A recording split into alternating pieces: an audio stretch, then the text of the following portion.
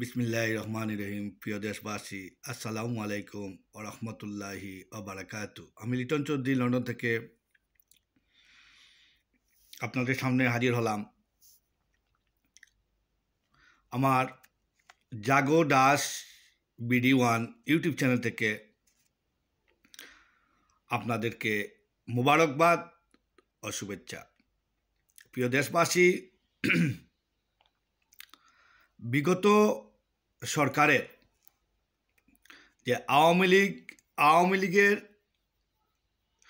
লীগ যে সরকার বিগত দিনগুলা 2013 থেকে 2023 পর্যন্ত বাংলাদেশের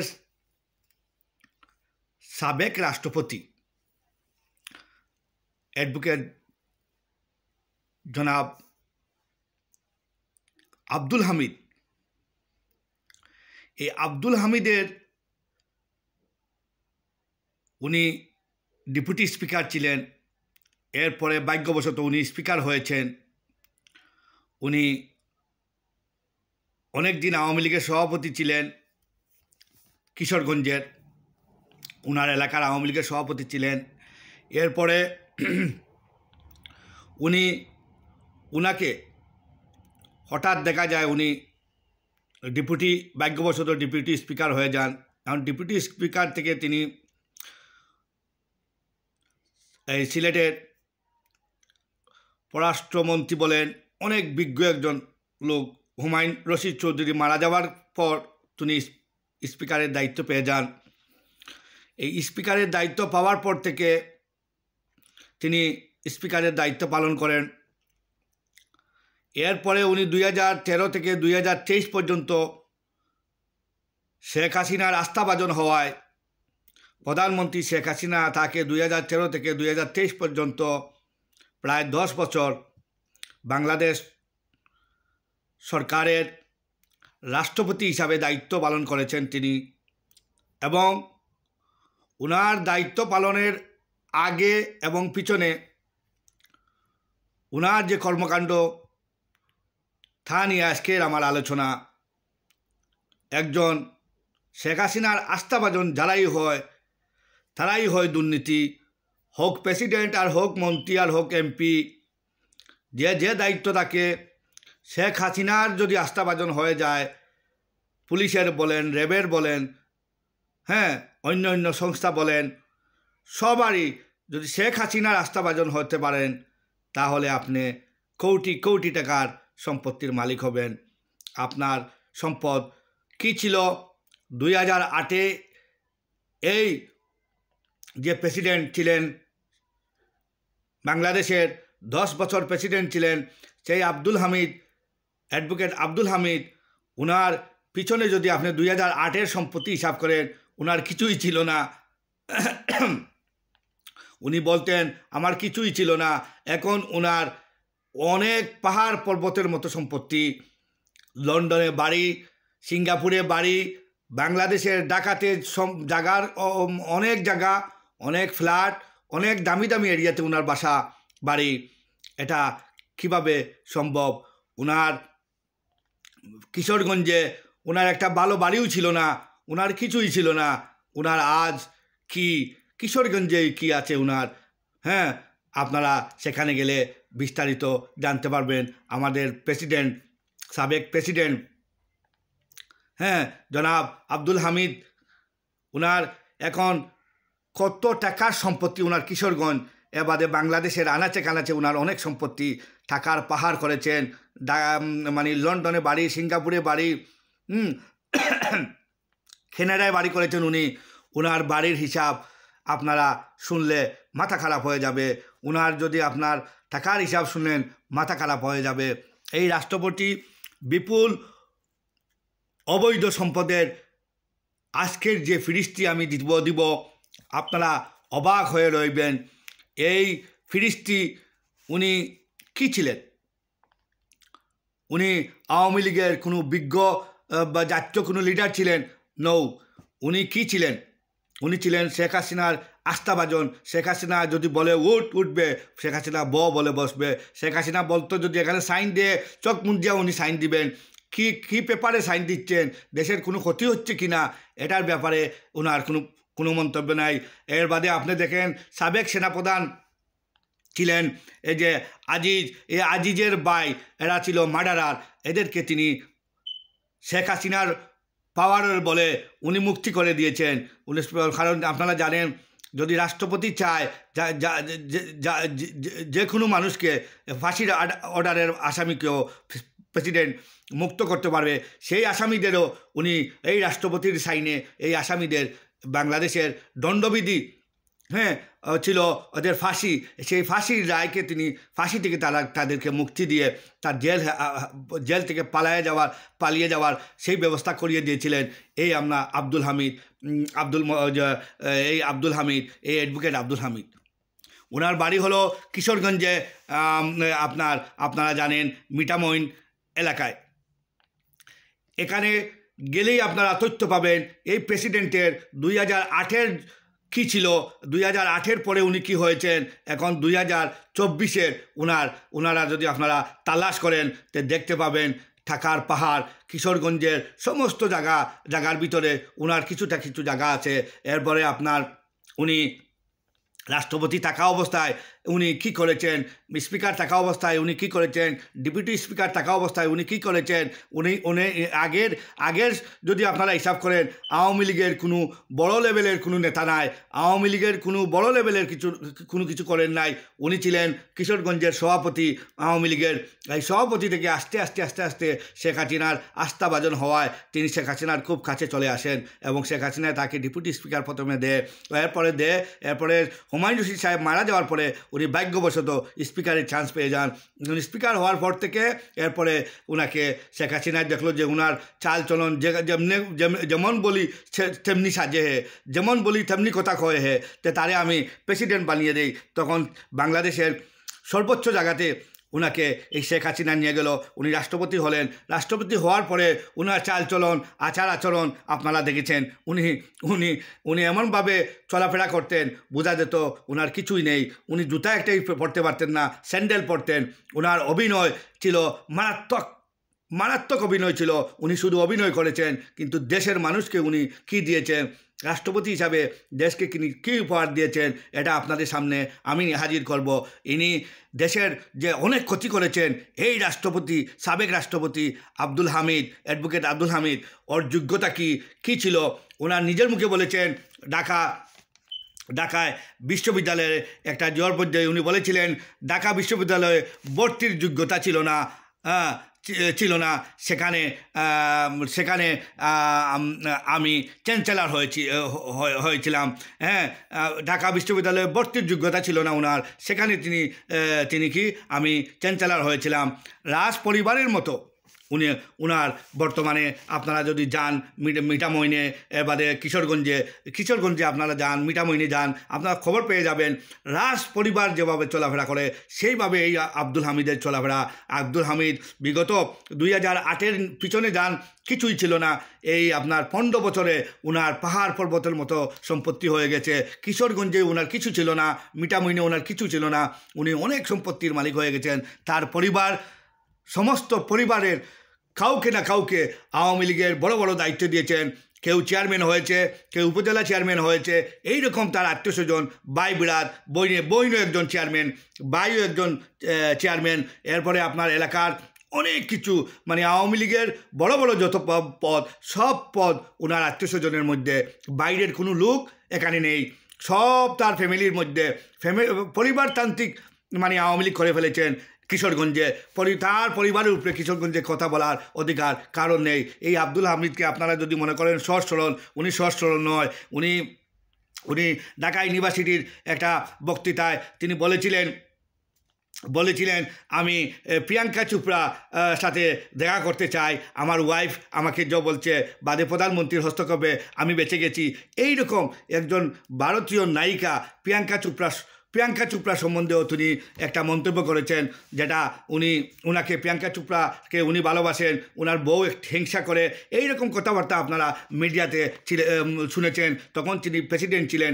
এইরকম হাস্যরস্য প্রেসিডেন্ট যদি এইরকম হয় তাহলে দেশ কীভাবে উনি চালাবেন? ওনার তো একটা দায়িত্ববোধ আছে। এখানে প্রিয়াঙ্কা চোপড়ার কথা বলে উনি যে হাস্য করলেন, ছাত্ররাও বা কী বুঝলো, উনিও কী বোঝাতে চাইলেন, আমি এটাতে মানে অনেক এই কথা শুনে ওনার উপরে আমার অনেক অসন্তুষ্টি চলে আসছিল। তখন থেকেই উনি এই আওয়ামী লীগের বিজ্ঞ একজন লোক, এই যে বজলুর রহমান একজন ওনার এলাকারই কিন্তু উনি অনেক বিজ্ঞ একজন আওয়ামী লীগার। ওনার থেকে এই আব্দুল হামিদ থেকে উনি আরও দক্ষ। ওই যে ওনার নাম হলো ফজলুর রহমান। এই ফজলুর রহমান উনি বলেছেন যে রাষ্ট্রপতির যদি অবৈধ সম্পদের ফিরিস্তি দেই তা মানে উনিও দিয়েছেন, অনেক ফিরিস্তি দিয়েছেন। উনি বলেছেন প্রশাসনিক এই লিডার ছিল আব্দুল হামিদ কোনো রাজনীতিক কোনো নেতৃত্ব কখনো মাঠ পর্যায়ে দেয় নাই, এবারে রাজনীতিকভাবে সে কিছুই করে নাই। হ্যাঁ, সে একজন অনভিজ্ঞ ছিল রাজনীতির ব্যাপারে, সে একজন প্রশাসনিক লিডার ছিল, সে সে পুলিশের সাথে যোগাযোগ থাকতো, সিএসপির সাথেও যোগাযোগ থাকতো, ও প্রশাসনিক লিডার ছিল, ওর কোনো রাজনীতি হিসাবে ওর কোনো যোগ্যতা ছিল না। এই রাষ্ট্রপতি থাকা অবস্থায় মিঠামইনে একটা বাঁধ দিয়েছেন উনি, লক্ষ লক্ষ জমি নষ্ট করেছেন, বাটি এলাকার সমস্ত জায়গা নষ্ট করে অনেক। এই বাঁধের কারণে মানে বাংলাদেশের অনেক ক্ষতি হয়েছে, বাংলাদেশের পরিবেশ নষ্ট হয়েছে। এই বাঁধের কারণে পরিবেশ অধিদপ্তরের যারা হাতে পায়ে ধরেছিল উনি একটা মানেন নাই, ওনাকে বলেছে যে স্যার এখানে যদি আপনি বাদ দেন তাহলে মানে সিলেট অঞ্চল বন্যায় কবলিত হবে, সিলেট সুনামগঞ্জে কন্টিনিউ বন্যা হবে এবং পরিবেশ দূষিত হবে, এবং আরও যে আশেপাশে যে অনেক আছে হাওর আছে, সব হাওরগুলা বিলীন হয়ে যাবে। এই বাদ দেওয়ার কারণে সব হাওরগুলা বিলীন হয়ে যাবে। এই মিঠামইনে বাদ দিয়ে লক্ষ লক্ষ জমি নষ্ট করেছেন, অনেকের জমি তিনি আত্মসাৎ করেছেন। এখানেও অনেকের মানে সেই এলাকার কিশোরগঞ্জের মিঠামইনের এলাকার মানুষের কাছে গেলে আপনারা জানতে পারবেন অনেক হিন্দুদের জায়গাও উনি দূরে নিয়ে গেছেন। এখন এই বাঁধের কারণে অনেক ক্ষতি হয়েছে। হ্যাঁ, অনেক ক্ষতি হয়েছে এই বাঁধের কারণে। মানে কোটি টাকা বাংলাদেশের নষ্ট হচ্ছে। এই প্রতি বছর সিলেটে সুনামগঞ্জে পানি হয় এই বাঁধের কারণে। বারবার বন্যা কবলিত পড়েছিলেন। আগে এটা আমরা কখনো সিলেট শুনিনি, এইরকম বন্যা সিলেট শহর অঞ্চল ডুবে যায় এই বাঁধের কারণে। বছরে কয়েকবার বন্যা কবলিত হয় সিলেট সুনামগঞ্জ এই বাঁধের কারণে। অনেক হাওর মানে এই মিঠামইনের আশেপাশে আরও হাওর আছে, কিশোরগঞ্জে আর সাইডে আরও অনেক হাওর আছে। এইসব হাওরগুলা এই বাঁধের কারণে নষ্ট হয়। এরপর সাবেক এই রাষ্ট্রপতি আব্দুল হামিদ, আপনাদেরকে বললাম তার সম্পত্তি বললাম কি করেছে, তার পরিবারে আওয়ামী লীগের বিভিন্ন দায়িত্ব দিয়ে দিয়েছে। হ্যাঁ, ওনার 2008-এর হিসাব দেখলে ওনার কিছুই ছিল না, এখন উনি অনেক সম্পত্তির মালিক। এটা আমি দুদকের কাছে আমার আহ্বান থাকবো এবং দেশবাসীর আহ্বান থাকবো, এই যে সাবেক রাষ্ট্রপতি আব্দুল হামিদকে তদন্ত করা হোক, ও সম্পত্তি তদন্ত করা হোক, লন্ডনে বাড়ি, সিঙ্গাপুরে বাড়ি, এটা হিসাব চাওয়া হোক। এবং উনি যে ক্ষতি করেছেন আব্দুল হামিদের মানে এত পাওয়ার, শেখ হাসিনাকে জানানোর পরেও শেখ হাসিনা এই বাদটাকে বাধা দিলেন না। তিনি বললেন আমার প্রেসিডেন্টের চাওয়া এটা আমি পূরণ করতে হবে। তখন শেখ হাসিনার কাছে পরিবেশের যারা ছিল দায়িত্বে, পরিবেশ অধিদপ্তর থেকে অনেক বাধা দিল যে ম্যাডাম আপনি যদি এটা পারমিশন দিয়েন না, আপনি রাষ্ট্রপতিকে নিষেধ করেন। তখন উনি বলছেন রাষ্ট্রপতি আব্দুল হামিদ চাইছে আর আমি না করব, এটা তো হতে পারে না, আব্দুল হামিদের আশা আমি পূরণ করতেই হবে। তো আব্দুল হামিদের আশা কেন উনি পূরণ করলেন? বাংলাদেশের এত ক্ষতি হওয়া সত্ত্বেও, জানা সত্ত্বেও প্রধানমন্ত্রী কেন করলেন? কারণ প্রধানমন্ত্রীর অনেক কাজ আব্দুল হামিদের চোখ বুজে করে, তাই এই জন্য উনি এটা বাধা দিতে পারেন নাই। প্রিয় দেশবাসী, জানা আপনাদের একান্ত প্রয়োজন। এখন কয়েক হাজার গুণ সম্পত্তির মালিক হয়ে গেছেন এই আব্দুল হামিদ, এবং আব্দুল হামিদের ভাই, আত্মীয়স্বজন সবাইকে আইনের আওতায় আনা একান্ত প্রয়োজন। শুনেছি তিনি নাকি সহসভাপতির পদ বাগিয়ে নিতে চাচ্ছেন। এইরকম মানুষকে যদি আওয়ামী লীগ সহসভাপতির পদ দেয়, তা আওয়ামী লীগ বড়াডুবি খাবে। এবং আওয়ামী লীগের রাজনীতি সম্বন্ধে উনি কোনো জ্ঞানই নেই। ওনার জ্ঞান আছে শুধু টাকা বানানোর, এবং উনি কীভাবে সম্পত্তি পার করবেন। উনি যারা ওনাকে এগিয়ে নেওয়ার জন্য দিয়েছে, সুযোগ দিয়েছে, বাদে তাদেরকেই তিনি তাদের কথাই, এই জিল্লুর রহমানকে উনি সম্মান দেন নাই। এই জিল্লুর রহমানে ওনার অনেক কিছু করার পিছনে জিল্লুর রহমানের ভূমিকা ছিল। শেষ পর্যন্ত তিনি জিল্লুর রহমানের বড় ভাইও বলেন নাই, সালামও দেন না। এই রকম আচরণ এই আব্দুল হামিদ কিন্তু বিরাট একটা অভিনয় জানে। তার যে অভিনয়, তার একটা বাড়ির রাস্তা করার জন্য, একটা বাঁধ করে তার বাড়ির রাস্তা করার জন্য বাংলাদেশের হাওরের মধ্যে অনেক হাওরের উন্নয়ন এই কারণে ব্যাহত হচ্ছে। হ্যাঁ, সভাপতি, চেয়ারম্যান, তার ভাই, আত্মীয়স্বজন, বাড়া কোনো লোক কিশোরগঞ্জের কোনো দায়িত্বে নেই। তার আত্মীয়স্বজন সবাই, এই হামিদের আত্মীয়স্বজন, ভাই বোন, এইরকম আত্মীয়স্বজন যারা ছিল, ঘনিষ্ঠ আত্মীয়স্বজন সবাই আওয়ামী লীগের দায়িত্বে, চেয়ারম্যান বাদে আপনার বড় বড় লেভেলে যত আওয়ামী লীগের দায়িত্বে আছে, চেয়ারম্যান বলেন, উপজেলা চেয়ারম্যান বলেন, সব দায়িত্বে ওনার আত্মীয়স্বজন। আর বাইরের কোনো লোক, এই কিশোরগঞ্জের কোনো লোক আওয়ামী লীগে যারা আগে করতো, এরার কোনো দায়িত্বই নাই। এরা ওনাদের পিছনে হাঁটতেছে। আর এই যে বাঁধটা দিলেন উনি, মিঠামইনের যে বাঁধ, এই বাঁধে খরচ হয়েছে 967 কোটি টাকা। এই বাঁধের আনুমানিক এই বাঁধে খরচ করছে। এই 967 কোটি টাকা, বুঝতেছেন তো আপনারা, অনেক টাকা। এই বাঁধে ক্ষতি করে উনি কী করলেন? পরিবেশ দূষিত করলেন। আর বাকি 11টা হাওর ডাইরেক্টলি ক্ষতিগ্রস্ত হয়েছে। প্রায় 11টা হাওর, এই আশেপাশে যত আওয়ার অঞ্চল আছে, 11টা আওয়ারের মতো আছে, এই আওয়ারগুলো ডাইরেক্ট ক্ষতি। আর ইনডাইরেক্ট এই বাঁধের কারণে তো ক্ষতি অনেকটা হয়েছে, অনেক আওয়ারের ক্ষতি হয়েছে, অনেক পরিবেশ দূষিত হচ্ছে। এগুলো আপনাদেরকে বললাম না। আমি সিলেটের আর সুনামগঞ্জের কথা বললাম। সিলেট আর সুনামগঞ্জে বারবার বন্যা হয়, বন্যা কবলিত হয়। এটা আমি আগে কখনো শুনিনি। আমি সিলেটের লোক, এরপরে আগে কখনো আমি সিলেটে এইরকম সিলেট শহর যে বন্যায় দাবিত হয়ে যায়, এটা আমি কখনো শুনিনি। সুনামগঞ্জের কিছু হইতো শুনতাম, কিন্তু সিলেটের ভিতরে আপনার যে এত, সুনামগঞ্জ জেলায় হইতো, সিলেটের ভিতরে যে এত পানি হইতো আগে আমি কখনো দেখি নাই এবং শুনিও নাই। কিন্তু এখন বারবার সিলেটে প্রতি বছরের ভিতরে বারবার হয়ে যায় বন্যা এই বাঁধের কারণে। খালি পানিটা এই বাঁধ দেওয়ার কারণে পানি অন্য আওয়ারেও পানি দিতে পারে না, অন্য আওয়ারে পানি শুকায় যায়। যখন পানির দরকার নাই তখন পানি চলে আসে। এইরকম একটা বাঁধের কারণে যে কতক্ষণ পরিবেশ দূষিত হয়েছে। আর এই যে আমাদের দেশের ক্ষতি হয়েছে, খালি তো শুধু উনার মিঠামইনের উনি উপভোগ করতেছেন। উনার এলাকার লোক, কিশোরগঞ্জের মানুষও, অনেক কৃষক তার বঞ্চিত হচ্ছে। বর্তমানে তার ক্ষেত কিছু করতে পারতেছে না, তার জমির উর্বরতা নষ্ট হয়ে গেছে এই বাঁধের কারণে, পরিবেশ নষ্ট হয়েছে এই বাঁধের কারণে, বিভিন্ন জায়গায় বন্যা হচ্ছে এই বাঁধের কারণে, পানি যাইতে পারে না সঠিকভাবে, যাওয়ার কারণে বিভিন্ন জায়গায় গিয়ে বন্যা সৃষ্টি করে এবং পরিবেশকে নানানভাবে দূষিত করছে। তো প্রিয় দেশবাসী, উনি 967 কোটি টাকা খরচ করে এই বাঁধ করেছেন। হাসিনাকে পরিবেশের অধিদপ্তরের তারা বলেছিল এই বাঁধ করলে এই ক্ষতি হবে, তারা এটা মানে নাই। কারণ প্রেসিডেন্টের কথা উনি শুনতে হবে, কারণ প্রেসিডেন্ট আর উনি মিলে বাংলাদেশে তো অনেক অঘটন ঘটাচ্ছেন, এইটা প্রেসিডেন্ট সাক্ষী। এর জন্য প্রেসিডেন্টের কথা, প্রেসিডেন্টের যদি লক্ষ লক্ষ মানুষের ক্ষতি হয়, ওনার কিছু করার নেই, ওনারা এটা পারমিশন দিবেন, করবে। এই যে বাটি অঞ্চলের মানুষের হাহাকার, হিন্দুদের জমি দখল করে, হিন্দুদের ভাই বোনদের যদি আপনারা সেখানে যান, জিজ্ঞেস করেন কিশোরগঞ্জে, ওরা বলবে এই প্রেসিডেন্ট কী করেছে। আজকে গেলে আপনারা খবর পাবেন যে কী হয়েছে, কী করেছে এই প্রেসিডেন্টের আপনারা ভূমিকা দেখেছেন, কথাবার্তা কীভাবে বলতো, আর কীভাবে চলাফেরা ছিল, দেখলে বুঝবেন একজন সৎ মানুষ। আসলে এর মতো অসৎ মানুষ আমি মনে হয়, এটা আমার কথা নয়, উনার এলাকার একজন বিজ্ঞ আওয়ামী লীগার ছিলেন তখন তিনি। এখন আওয়ামী লীগের বিরুদ্ধে কথা বলেন, কিন্তু একসময় আওয়ামী লীগের বিজ্ঞ একজন নেতা ছিলেন এই ফজলুর রহমান।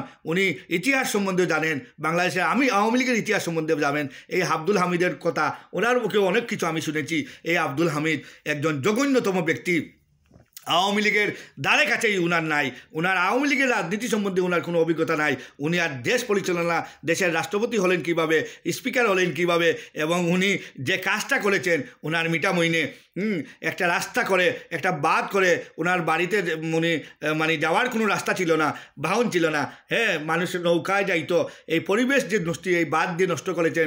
এই সিলেটে যে বারবার বন্যা হয় ওনার বাঁধের কারণে, এই যে সুনামগঞ্জে প্রচুর পরিমাণে বন্যা হয় এই বাঁধের কারণে, এবং বাংলাদেশের অনেক হাওর বিল যে উনি নষ্ট করেছেন। এই আব্দুল হামিদ, আমি একজনে বলবো উনি রাষ্ট্রদ্রোহী কাজ করেছেন, রাষ্ট্রের বিরুদ্ধে উনি কাজ করেছেন, রাষ্ট্রদ্রোহী কাজ করেছেন। আপনারা আব্দুল হামিদকে ভালো করে জানেন, ভালো করে চিনেন। প্রিয় দেশবাসী, আমি পররাষ্ট্র উপদেষ্টা, স্বরাষ্ট্র উপদেষ্টা এবং আমাদের প্রধান উপদেষ্টা, আমি তাদেরকে বলবো যে উনাকে যে কোনোভাবে অ্যারেস্ট করা হোক, এবং উনি যে এই ক্ষতি করেছেন বাংলাদেশের, এই ক্ষতি কেন করলেন এটা জবাবদিহি চাওয়া হোক। এবং দুর্নীতি দমন কমিশনের কাছে আমার আকুল আবেদন, আপনারা এই রাষ্ট্রপতি, বিগত রাষ্ট্রপতি আব্দুল হামিদকে আপনারা তার করেন, তদন্ত করেন, সে কীভাবে কিশোরগঞ্জে প্রচুর টাকা ইনভেস্ট করে। কিশোরগঞ্জের রাজনীতি সবাই তার নিজের আত্মীয় স্বজন। কিশোরগঞ্জের তিনি রাজ পরিবারের মতো ওনার বসবাস বর্তমানে। হ্যাঁ, উনি প্রেসিডেন্ট থাকা অবস্থায় কী অন্যায় করেছেন, স্পিকার থাকা অবস্থায় কী করেছেন, সব কিছু আপনারা তদারকি করবেন, এবং তাকে আইনের আওতায় আনার জন্য দুর্নীতি দমন কমিশনকে আমি অনুরোধ করছি। এবং আমি আরও অনুরোধ করছি স্বরাষ্ট্র উপদেষ্টাকে, ওনাকে যে কোনোভাবে ওনাকে অ্যারেস্ট করা হোক। উনি যেন দেশের বাইরে যাইতে পারেন না, ওনার ছেলে সন্তান, ওনার ভাই বিরাট যারা আছে তারাও যেন দেশের বাইরে যাইতে না পারে। তাদের সম্পত্তি কতটুকু ছিল আগে, এখন কতটুকু মালিক হয়েছেন, এগুলো অনুসন্ধান করে আপনারা একটা ব্যবস্থা নেন। এটা আমার জোর দাবি। এবং প্রিয় দেশবাসীকে আমি বলতে চাই, এই আব্দুল হামিদ আপনারা সহজ সরল মনে করেছেন, উনি সহজ সরল নয়, উনি অভিনয় করতেন। উনি কাপড় চোপড় স্যান্ডেল পরে মানে মানুষকে বোঝাতে চাচ্ছেন উনি একদম স্বাভাবিক জীবন। ওনার স্বাভাবিক জীবন নয়, ওনার চাওয়াটা ছিল ওই যে নায়িকা কি চোপড়া নাম, ওনাকে ওনার প্রতি প্রিয়াঙ্কা চোপড়ার প্রতি ওনার লোভ ছিল। এইরকম রাষ্ট্রপতির কথাবার্তা, আচার আচরণ বাংলাদেশের মানুষ কোনোভাবেই মেনে নিতে পারে না। একজন রাষ্ট্রপতি তিনি দেশের জন্য ভাববেন, তিনি নিজের এলাকার জন্য ভাবেন নাই, সে দেশের জন্য কি ভাববে। নিজের এলাকা মিটামইনের মানুষের কাছে আপনারা যান, সেখানে গিয়ে জিজ্ঞেস করেন এই রাষ্ট্রপতির কি ভয়ানক তাণ্ডব, এই রাষ্ট্রপতি কি করতে পেরেছিল, কি করেছে মিটামইনের জন্য, কি করেছে কিশোরগঞ্জের জন্য।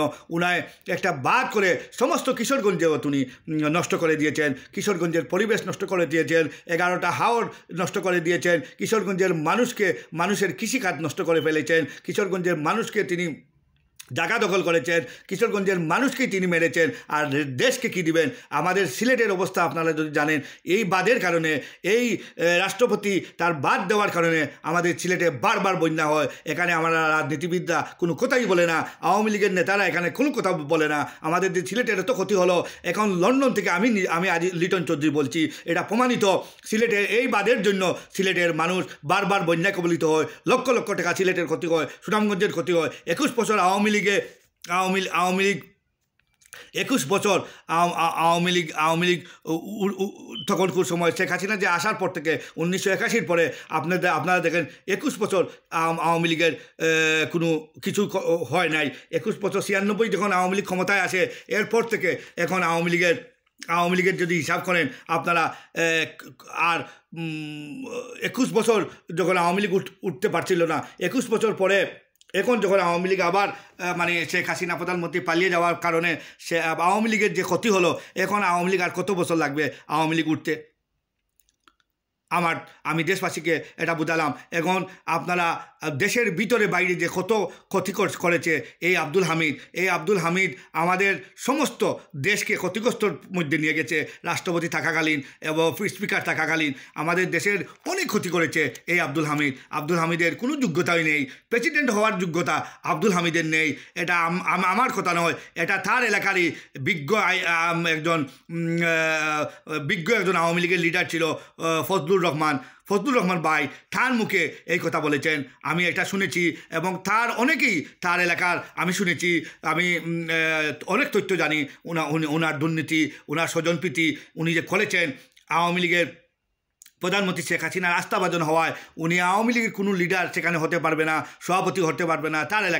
তার এলাকার সবাই তার আত্মীয়স্বজন একজন আওয়ামী লীগের সভাপতির পদ সব কিছুই ওনার এলাকায়, ওনার দায়িত্বে, ওনার আত্মীয়স্বজন। তাই বলছি, এখন যদি উনাকে বাংলাদেশ আওয়ামী লীগের সহসভাপতির দায়িত্ব দেওয়া হয়, হ্যাঁ, হাসিনার পরবর্তী যদি আরেকজন হাসিনার আস্থাভাজন সে মানে এইরকম লোক, এইরকম গাদ্দার একটা লোক যদি চলে আসে বাংলাদেশের মানে আওয়ামী লীগের মতো একটা শক্তিশালী সংগঠনের একটা বড় দায়িত্বে আসে, তা আওয়ামী লীগের শেখ হাসিনাও খাবে এবং আওয়ামী লীগ দলকে একদম ধ্বংস করে দিবে। তা আমি চাই না এইরকম মানুষ আওয়ামী লীগের হাল ধরুক। প্রিয় দেশবাসী, আপনাদের কাছে আমার যে তথ্যগুলো আছে এইগুলো আপনারা যাচাই বাছাই করবেন, আমি সঠিক বলছি কি না আমি অসঠিক বলছি, তাই আপনারা যাচাই বাছাই করবেন, দেখবেন এই যে মানে ওনার কি ছিল, ঢাকাতে বাড়ি ছিল না, কিশোরগঞ্জে ওনার বাড়ি ছিল না, আজ ওনার অনেক সম্পত্তির মালিক। এটা আপনাদেরকে তার ফিরিস্তি দিলাম, তার ফিরিস্তি আরও দিলাম, টাকা পয়সার তো অনেক মালিক। এটা আপনারা হিসাব অনুসন্ধান যদি দুদক করে তা পেয়ে যাবে, 2-3 দিনের ভিতরে পেয়ে যাবে তার সমস্ত সম্পত্তি। এরপরে আপনার সাবেক রাষ্ট্রপতি থাকা অবস্থায় তার পরিবার, তার আত্মীয়স্বজন সবাই যে আওয়ামী লীগের বিভিন্ন দায়িত্বে কিশোরগঞ্জে ছিল, সেটা কিশোরগঞ্জের মানুষকে জিজ্ঞেস করলে আপনারা পেয়ে যাবেন। 2008 সালে এই আব্দুল হামিদের কী ছিল, কিশোরগঞ্জের মানুষকে জিজ্ঞেস করলে তা পেয়ে যাবেন, দেশবাসীকে জিজ্ঞেস করা লাগবে না।